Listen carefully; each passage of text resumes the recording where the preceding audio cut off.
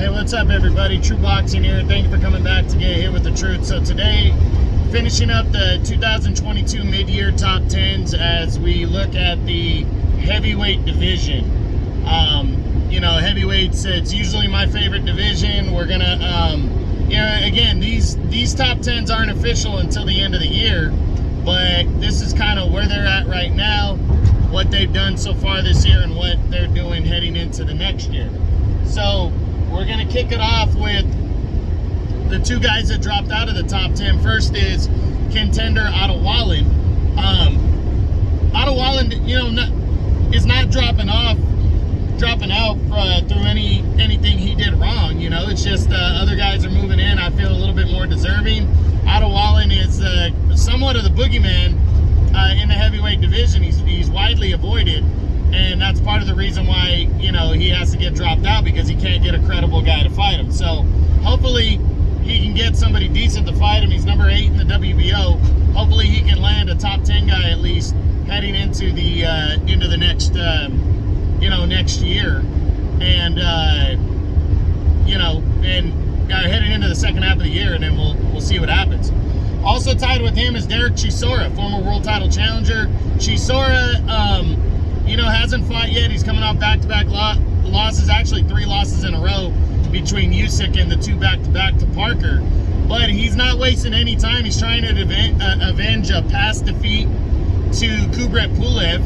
And they're rematching actually this weekend on July 9th. They're going to rematch in a big fight coming up. And to be honest, I think he's gonna win this one. To be honest with you, I think he's gonna beat Pulev in a tough battle, but I think he's gonna beat him. I think there's a chance he knocks him out. Pulev is a good boxer, but he's up there in age, and not sure if he can outwork Chisora at his age now. Chisora just seems to get better like fine wine, and he's the consummate gatekeeper of the heavyweight division, and that's not a bad thing when it comes to him. So we'll see what happens. The big crossroads fight for both these guys who are looking for one more day in the sun. So we'll see what happens. But Chisora drops out for now. We have a new number 10. He previously wasn't ranked, and that's the new WBA regular champion, Daniel Dubois. Dubois came in and took on Trevor Bryan on June 11th, and he absolutely dominated Trevor Bryan, stopping him in only 4 rounds impressively, and is now the new WBA regular champion. And he's listed off. He's willing to fight anybody. He says Dillian White. He said whoever. So I think Dubois is going to be a fighting champion. I'm excited to see him capture a belt, because I think he's a talented guy. His lone defeat was to Joe Joyce in a fight that he was winning on I think 2 of the scorecards, and he got stopped late in the fight. So he is pretty solid. I'm looking forward to seeing what he does next. Congrats to him on capturing the regular belt. Number 9 is Joe Joyce, contender Joe Joyce. He previously was number 9, so he stays where he's at. Actually, this past weekend on July 2nd, he fought for his first time this year when he took on veteran journeyman Christian Hammer and stopped him in the 4th round. Christian Hammer's not an easy guy to knock out, so Joe Joyce coming in and stopping him, that's big.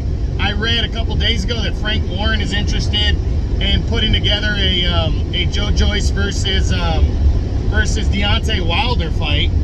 Joe Joyce is the WBO's number 1 contender right now, so eventually he's going to have to be dealt with.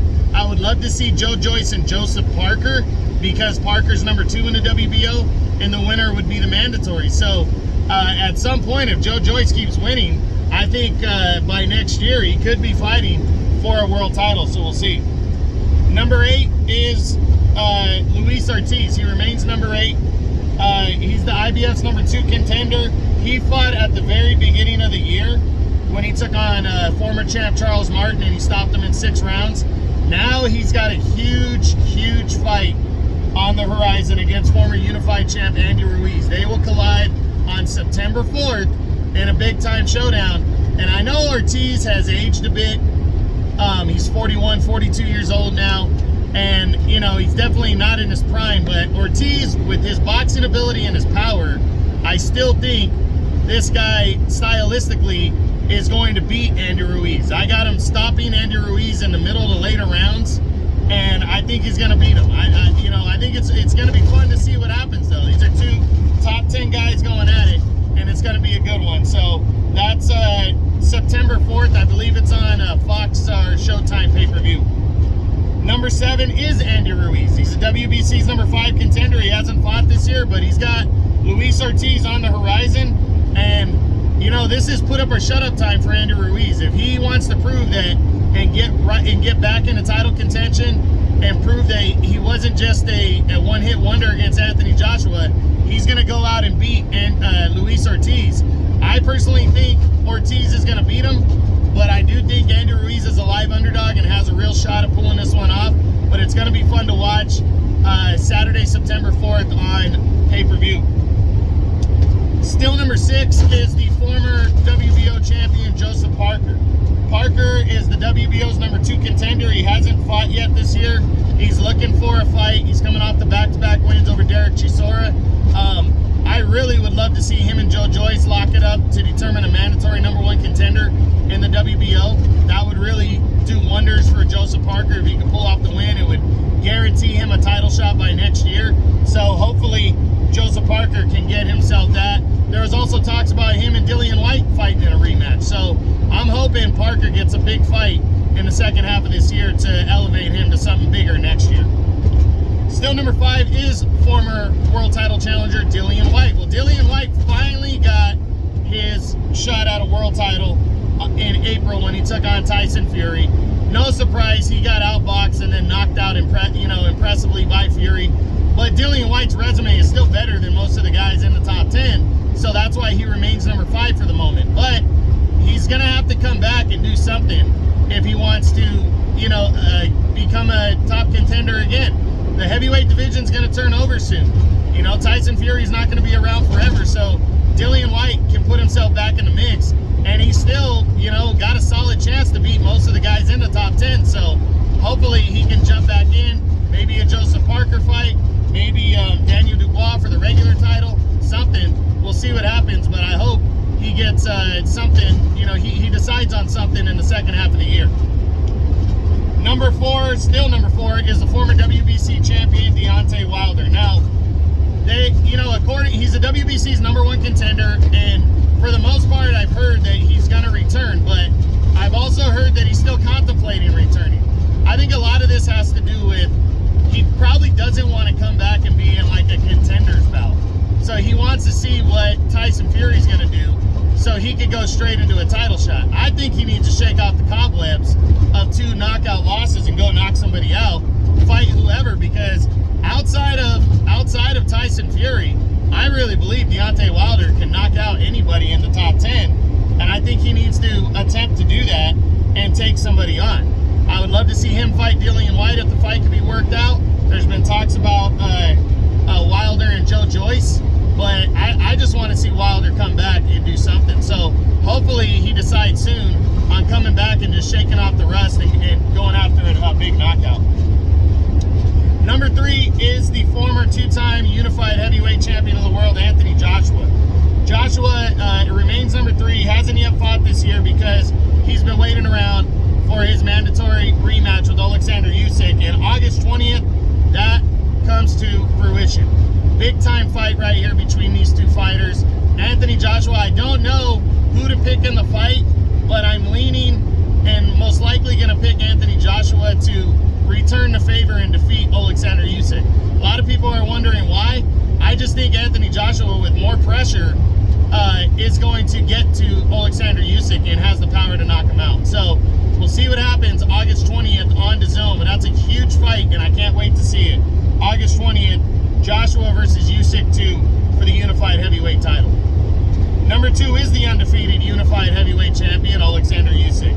August 20th against Anthony Joshua. It's on DAZN. Big time rematch right here, and I can't wait to see it. I think Usyk is going in the favorite because he won the first fight. I believe Anthony Joshua is going to get him in their rematch, but I really do think it could go either way, and Usyk has a serious chance of repeating himself, and you never know, he might be able to stop Joshua. So we'll see what happens, but the rematch is August 20th on DAZN. Can't wait to see it. And still number 1 is the undefeated reigning WBC heavyweight champion of the world, Tyson Fury. Fury April, made a mandatory defense against Dillian White, stopped him impressively in 6 rounds, and he talked about retirement afterwards, but he has not given the WBC the nod that he's retiring and vacating the belt. He hasn't made an official retirement speech. I know he's on the fence about retiring, but I really believe that undisputed is what Tyson Fury wants, and I think he's going to go after that against the winner of Usyk and Joshua once that gets decided. Now, does that happen before the end of the year? I don't think so. I think it probably happens early next year. But Fury, I believe, is going to wait around for the winner and go after the undisputed title. So I don't think he's going anywhere just yet. So we'll see what happens after that showdown, after the rematch between Usyk and Joshua in August, and then go from there. But that's what I got. That's my 2022 mid-year top 10s, the heavyweights and the last division that I cover. I hope you guys enjoyed the video. If you did, smash the like button, leave me a comment, or subscribe to the channel.